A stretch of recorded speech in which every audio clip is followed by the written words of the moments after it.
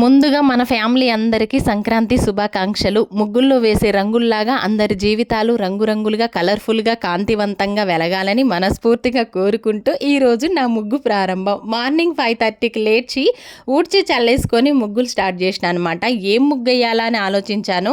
ముగ్గు తొందరగా అయిపోవాలి, సింపుల్గా ఉండాలి, చూస్తానికి చూడముచ్చటగా కనపడాలి. అలాగని ఇంకా నేను చుక్కల ముగ్గు అయితే వేయట్లేదు. ఎందుకంటే చుక్కల ముగ్గులు పెద్ద పెద్ద ముగ్గులు వేస్తే టైం ఎక్కువ ముగ్గుల దగ్గరే పట్టుతుంది కాబట్టి పండగ అంటే బోల్డ్ అని పనులు ఉంటాయి. మరి ముగ్గుల దగ్గరే గంటలు గంటలు కూర్చుంటే ఇంట్లో పనులు ఎవరు చేస్తారని చెప్పేసి ఇలా నేను సింపుల్గా డిజైన్ అయితే వేస్తున్నాను అబ్బా. ఇంకా డిజైన్ వేసేసి ఇంకా చిన్న కుండ వేసేసి చెరుకు గడలు వేసేసి వీటిలలో కలర్స్ అయితే నింపేసుకుంటున్నాను. ఇంకా సింపుల్గానే ఉంది కానీ గంట టైం అయితే పట్టిందబ్బా. ఫైనల్గా నా ముగ్గు ఎలా ఉందో కామెంట్ బాక్స్లో కామెంట్ చేయండి. చిన్నగా ఉన్నప్పుడు అంటే పెద్ద పెద్ద ముగ్గులు వేసుకునే వాళ్ళము.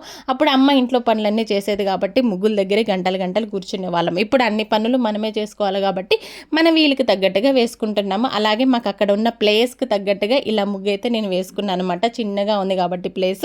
ఫైనల్గా ఎంత పెద్ద ముగ్గేసినా కూడా సంక్రాంతి అంటే ఆ ముగ్గులో బొబ్బెమ్మ పెడితేనే ఆ ముగ్గుకి అందం కాబట్టి ఆవు పేడ కూడా తెప్పించి బొబ్బెమ్మలు కూడా రెడీ చేస్తున్నాయి. ఇంకా పూజ అయిపోయిన తర్వాత ఈ బొబ్బెమ్మలు కూడా ముగ్గులు అయితే పెట్టేస్తాను.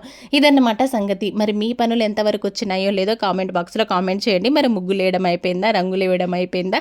Okay bye. వీడియో నచ్చితే లైక్ ఇవ్వడం అస్సలు మర్చిపోవద్దు. Bye bye.